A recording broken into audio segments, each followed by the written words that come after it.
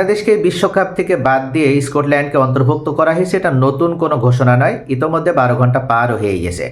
তবে মূল বিষয় হচ্ছে এই যে শেষ পর্যন্ত বাংলাদেশ তারা হারলো কোথায়। বাংলাদেশ হারেনি, বাংলাদেশ তাদের অবস্থান আইসিসিকে জানাতে পেরেছিল এবং কি কারণে তারা ভারতে খেলবে না সেই যৌক্তিকতাও তারা তুলে ধরতে পেরেছিল। কিন্তু আইসিসি এখানে হেরে গিয়েছে টাকার কাছে।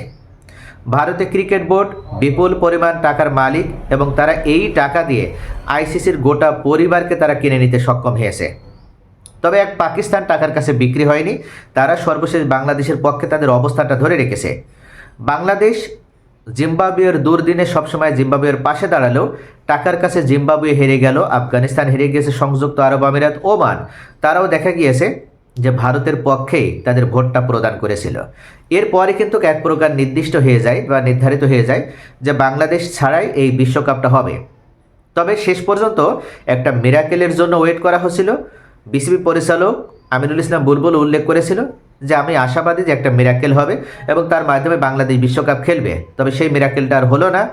বাংলাদেশও তাদের অবস্থান পরিবর্তন করলো না এবং ভারত অর্থাৎ ভারতীয় কর্তৃপক্ষ হিসেবে এই মুহূর্তে দায়িত্ব পালন করা জয় শাহ আইসিসির প্রধান, সেও অবস্থানে থাকলো যে বাংলাদেশকে ভারতের মাটিতেই নিয়ে খেলাবে। যদি বাংলাদেশ ভারতের মাটিতে না আসে তাহলে তাদের এই বিশ্বকাপ থেকে বাদ দেওয়া হবে। শেষ পর্যন্ত জয় শাহ সেটাই করে দেখালো। তবে এখানে একটি প্রশ্ন তৈরি হয়েছে, সেটা হচ্ছে পাকিস্তান ক্রিকেট বোর্ডের প্রধান মহসিন নাকভি উল্লেখ করেছেন বাংলাদেশের সাথে যেটা হয়েছে সেটা সম্পূর্ণভাবে অবিচার হয়েছে। শুধু তাই নয়, বাংলাদেশকে চাইলেই আইসিসির নিরপেক্ষতার পরিচয় দেওয়ার মাধ্যমে অন্য কোনো ভেন্যুতে তাদের খেলাটা আয়োজন করতে পারত।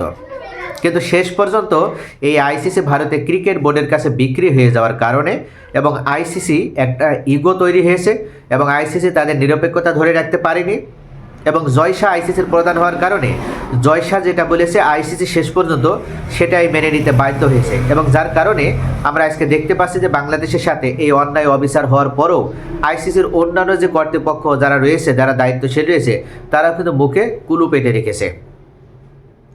তবে পাকিস্তান এই মুহূর্তে বাংলাদেশের পক্ষে তাদের শুধু অবস্থান মৌখিকভাবে জানাচ্ছে না, এবার আনুষ্ঠানিকভাবে তারা লিখিতভাবেও অর্থাৎ সম্পূর্ণভাবে তারা এবার বিশ্বকাপ বয়কট করতে যাচ্ছে। পাকিস্তান প্রধানমন্ত্রী শাহবাজ শরীফ উনি এই মুহূর্তে বাইরে সফরে আছেন, উনি দেশে আসার পরপরই এই বিষয়ে চূড়ান্ত সিদ্ধান্ত নেবে পিসিবি। ইতিমধ্যে পিসিবির সাবেক পরিচালক নাজাম শেঠিও তার অবস্থান জানিয়ে দিয়েছে যে অবশ্যই বাংলাদেশের সমর্থনে পাকিস্তানের এই বিশ্বকাপ বয়কট করা উচিত। আজকে সকালে শহীদ আফ্রিদি একটা স্ট্যাটাসের মাধ্যমে জানিয়ে দিয়েছে যে অবশ্যই বাংলাদেশের সমর্থনে পাকিস্তানকে এই বিশ্বকাপ বয়কট করতে হবে এবং পাকিস্তান যদি বাংলাদেশের সমর্থনে এই বিশ্বকাপ বয়কট করে তাহলে ভারত সম্পূর্ণভাবে তারা পরাজিত হবে এবং এই বিশ্বকাপটাই শেষ পর্যন্ত বাতিল হয়ে যাবে।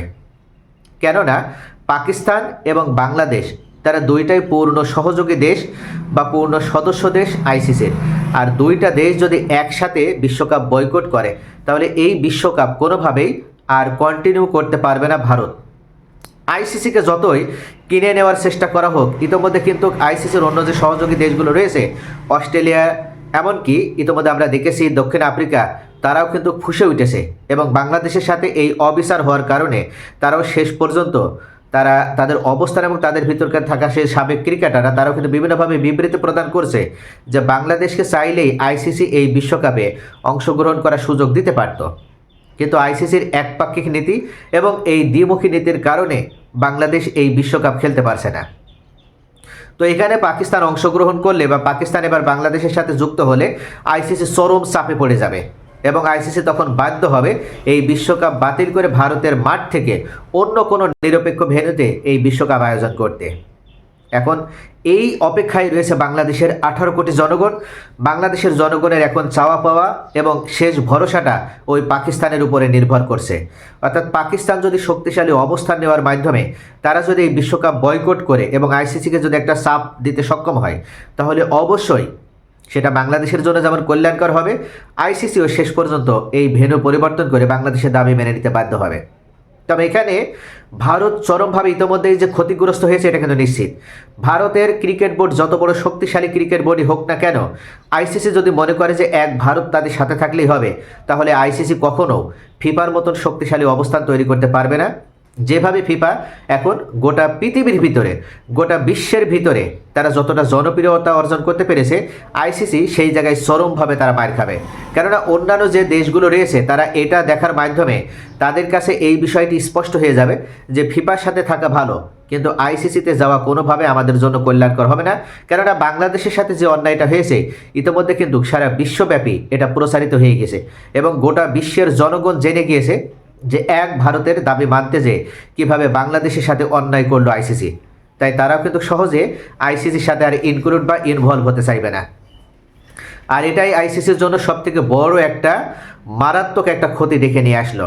এখন ভারতে ক্রিকেট বোর্ডের উপরে সম্পূর্ণভাবে নির্ভর করে চলাটা আইসিসির জন্য চরম একটা ক্ষতিকর বিষয় হয়ে দাঁড়িয়েছে।